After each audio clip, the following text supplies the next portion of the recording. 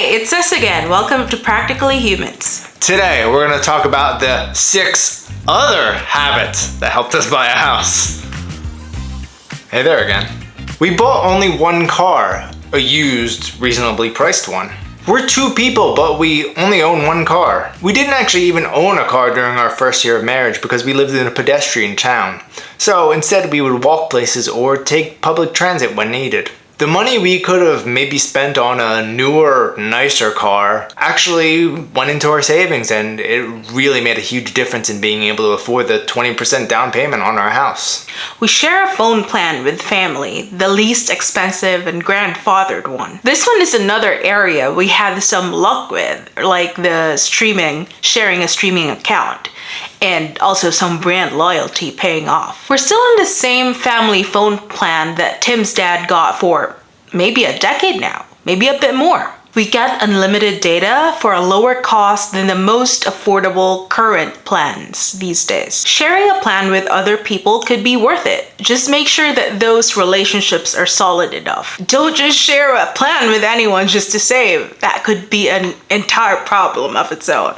We plan our meals, and we tend to meal prep every week. Food is a big part of our life, if you haven't noticed yet. It's honestly one of the few things we could probably cut back a little bit on, but, we don't buy too many other things, so we tend to treat ourselves when we can. But one thing we do consistently is meal prep. This helps because we're buying more in bulk. You can actually save a lot of money by planning your meals in advance. You know exactly how much you spent, and you don't have any impulse buys. It saves time, money, and that one conversation no husband ever wants to have with his wife. What's for dinner? We use things to their full potential. It's hard for us to buy something when we already have a version of that thing that's not yet broken, maybe just a bit outdated. The main example that I can think of is phones and other devices.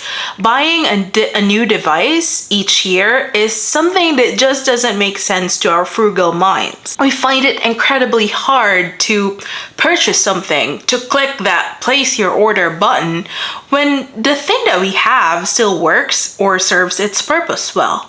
For example, we have this exercise bike that's like a fraction of the cost of a Peloton, and the calorie gauge or whatever that monitor that says how many calories you've burned, how many miles you've biked is just dangling off the bike now, but we MacGyvered it because it's still working. It's just, that's not the purpose of a bike. The purpose of a bike is for you to actually exercise and pedal on it, and those are still working. We don't get memberships or subscriptions that we don't need or use frequently. One thing we really dislike about today's companies is their subscription model. You have to be a member to get anything from them. Remember the good old days like 2012 when you didn't need a subscription to even get anything from a company? Subscriptions can pile up fast. Aside from things like our utilities or our health insurance, we try to stay away from memberships.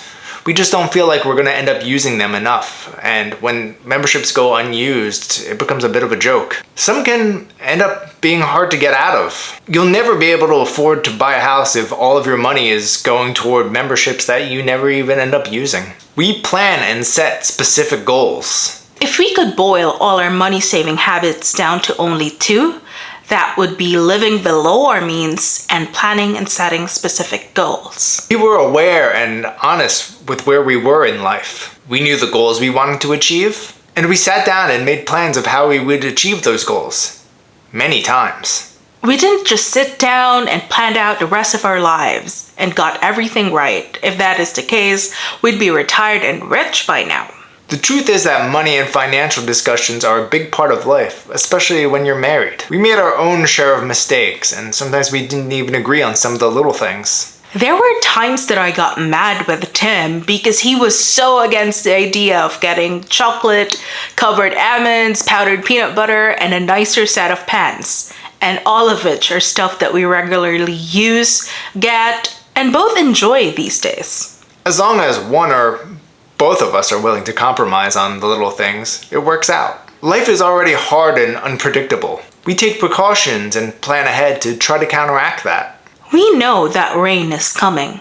We are just trying to build the best umbrella while not forgetting to enjoy the sun. Together. If you like this video and you want to hear more, please be sure to click like and subscribe. Peace.